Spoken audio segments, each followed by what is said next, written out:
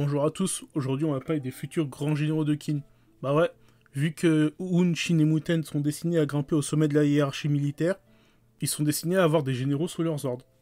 Et aujourd'hui on va voir quels seront leurs généraux. N'hésitez pas à me dire si vous êtes d'accord ou à me donner pour vous quels seront les généraux des unités que nous allons voir dans cette vidéo. Pour savoir quels seront ces généraux, on va se baser sur leur chara-design, leur autonomie sur le champ de bataille ou leurs compétences particulières. On va d'abord rappeler aussi qu'un grand général a un minimum de 4 généraux sous ses ordres, 2 pour les flancs et 2 pour le centre. Et on va commencer avec Muten. Muten, bien qu'il soit le fils de Mobu, il est assez faible physiquement, mais il compense largement sa faiblesse physique grâce à sa technique à l'épée assez bonne, mais surtout par un génie stratégique exceptionnel. En preuve, la bataille des plaines de Shukai, où il a su reprendre l'aile gauche de Qin, dont le général était tombé au combat, et il a réussi à maintenir cette aile gauche pendant toute la durée de la bataille contre Kisui, dont les compétences se sont plus approuvées, après avoir tenu tête à Kanki tout le long de la bataille et n'avoir perdu que pour défendre Rinnegan face à un choix impossible que lui a laissé Kanki. Chez Muten, on a 2 officiers pour postuler au poste, Rikusen et Aizen. Le premier là, depuis la première apparition de Muten, on le remarque avec sa crête sur son casque et sa cape, qui est un signe assez commun des officiers dans Kingdom. Il a un bon maniement de la lance, pas autant que Huon bien sûr, mais il peut tenir tête à Fuon, à Gian. Mais il est surtout très autonome. Par plusieurs fois, on voit Muten lui donner des missions qu'il mène à bien, comme souvent il intercepte les renforts ennemis et est une pierre angulaire dans presque chaque offensive de Muten.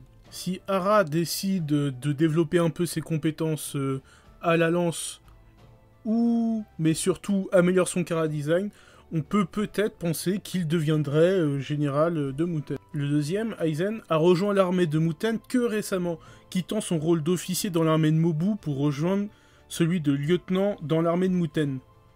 On le distingue grâce à sa carrure, son armure personnalisée et son énorme force physique. C'est, sans commune mesure, le nouveau bras armé de Muten. Ce perso est là pour compenser l'absence de force physique de Muten, comme Gyun avec Rinchojo. On ne l'a vu que encore une fois, mais le peu de fois on l'a vu, il a su prendre l'initiative d'aller sauver Muten contre Gakushu, et il est très attaché à ce dernier depuis qu'il est enfant. C'est très bizarre. Faites-vous votre propre avis, moi je ne vais rien dire. Mais en tout cas, tout lui est désigné pour devenir général. Ça c'est sûr. Malheureusement pour Muten, on ne connaît pas encore assez ses relations pour définir quel autre personnage pourrait devenir un de ses futurs généraux. Passons maintenant à Uun. Uun, fils d'Usen, expert à la lance, grande intelligence stratégique, pas autant que Muten, mais très grande intelligence stratégique. Il est considéré comme un des 5 meilleurs lanciers de Chine après avoir battu le Konchi à Shoyo. Et il a 2 officiers comme Muten qui pourraient devenir ses généraux dans le futur. Le premier, c'est Akakin. On le distingue grâce à son sourire du Joker. Après, il a une cape pour se distinguer comme beaucoup d'officiers. Ce commandant vient directement de l'armée de Haku, où il dirigeait 1000 hommes. Il est passé chez l'armée de Uun en tant que commandant de 3000 hommes. À Gyu, il nous a montré qu'il était capable d'esquiver un coup de Bananji et Gyun qui comptait finir Haku, ainsi que de perturber l'armée de Bananji pendant la convalescence d'Haku. Mais surtout de prendre des initiatives, comme la fois où il est parti affronter les hommes de Shugaryu qui avaient été dépêchés sur Huon, ce qui a permis à ce dernier d'entamer le flanc de l'armée de Bananji.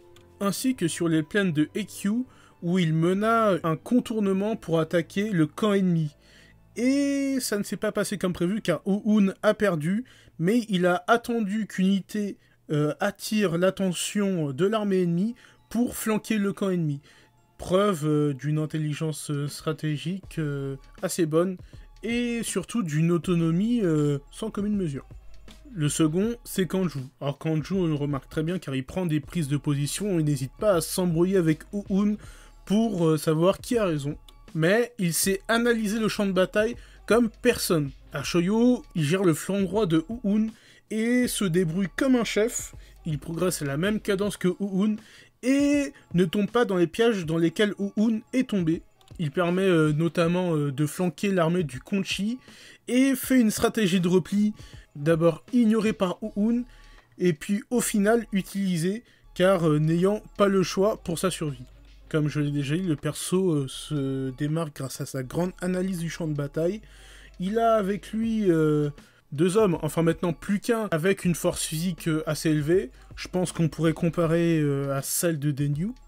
Mais son intelligence stratégique et ses prises d'initiative pourraient très bien lui permettre d'accéder à ce titre dans un futur plus ou moins proche. Le 3e personnage serait Aku. Dans le dernier arc, on a vu une espèce de complicité entre les 2 personnages. Il ne serait pas étonnant que si jamais Usen venait à tomber au combat, Aku rejoindrait Uun dans les futures guerres. Et bon, ses compétences ne sont plus à présenter.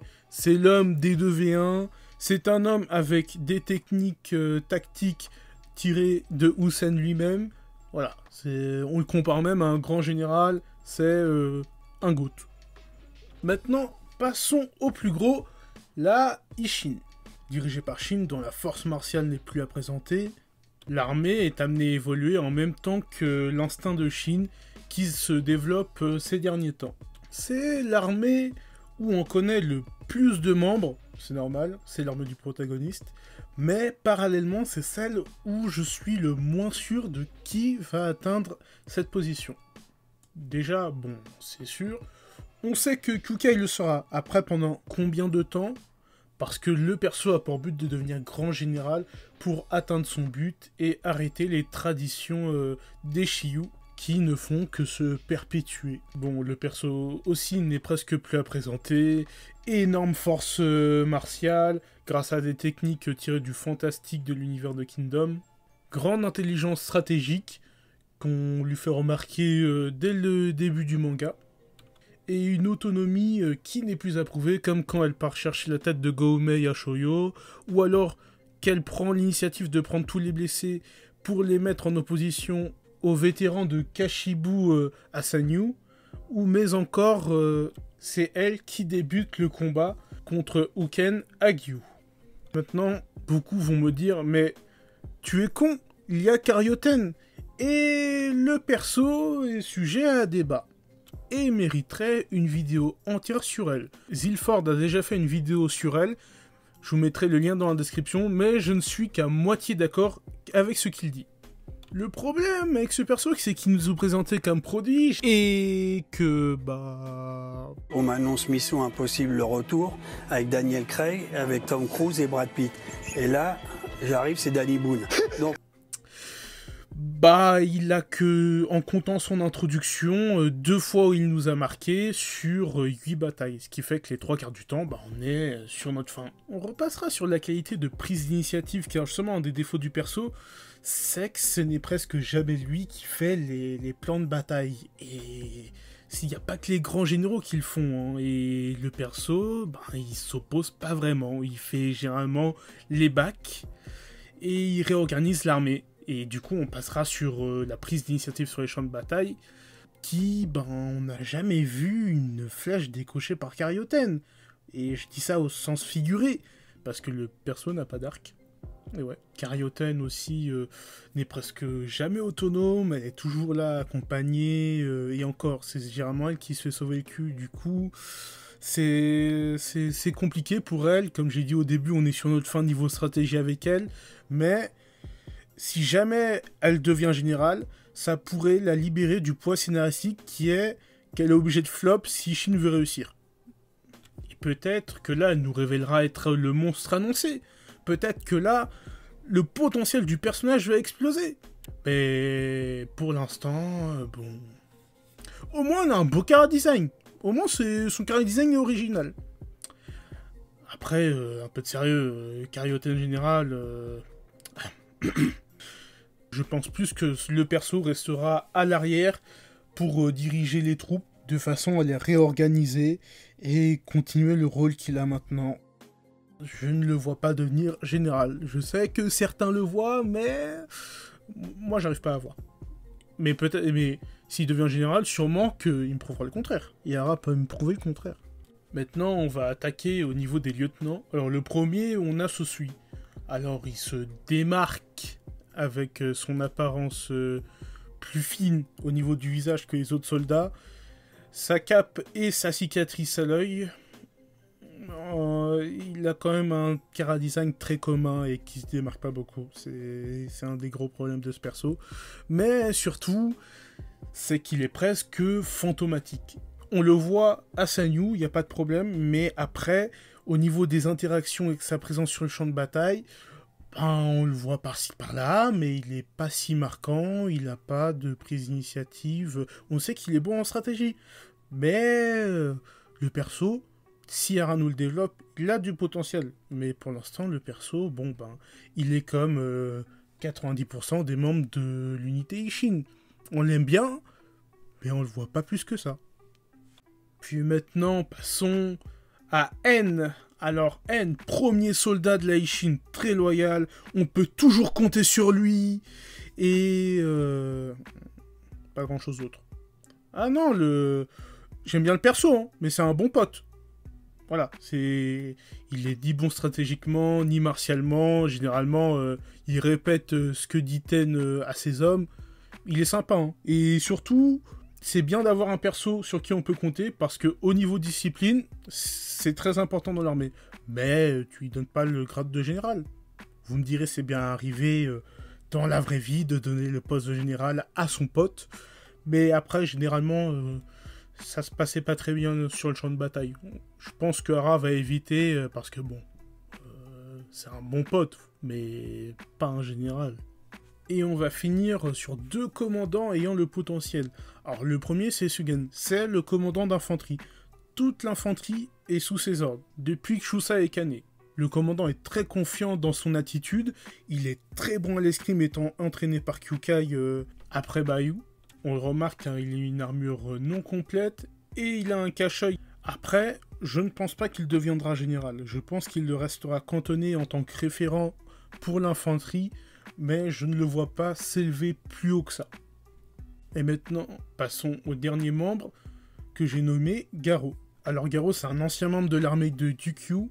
Dans la Ishin, il dirige l'unité la plus forte de celle-ci, qui est la Iyu Rouge.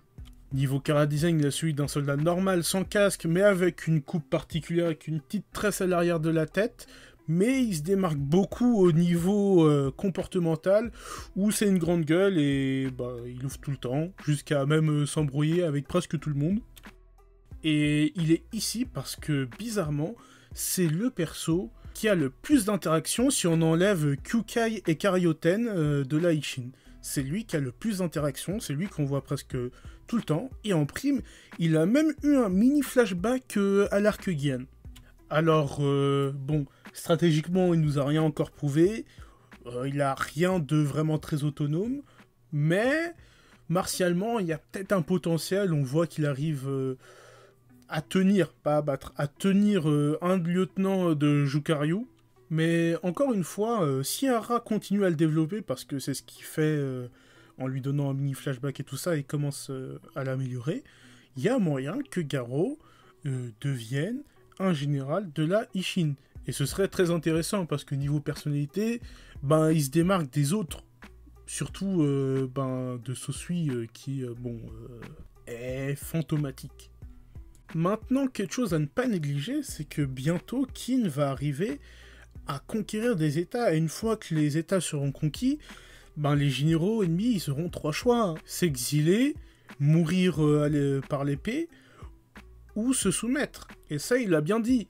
Il veut considérer les sujets des autres royaumes comme ses propres sujets. Il veut les assimiler, il veut pas les détruire ou les humilier. Et à ce moment-là, Shin, qui est littéralement son étendard sur le champ de bataille, il serait pas étonnant qui récupère un général d'un autre état. Et il y a des généraux, je les vois pas mourir, genre Futei, je serais pas étonné que si Zhao tombe, lui rejoigne la Ishin. Ou encore Kisui, ces 2 généraux qui ont un passif, et qui pourraient très bien rejoindre la Ishin.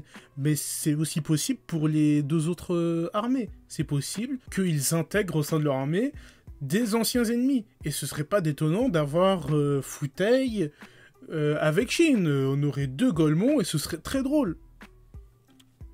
En tout cas, merci d'avoir écouté cette vidéo. N'hésite pas à t'abonner, à liker et me dire pour toi quels seront les futurs généraux de Shin en commentaire. Voilà, c'était tout. Bye bye.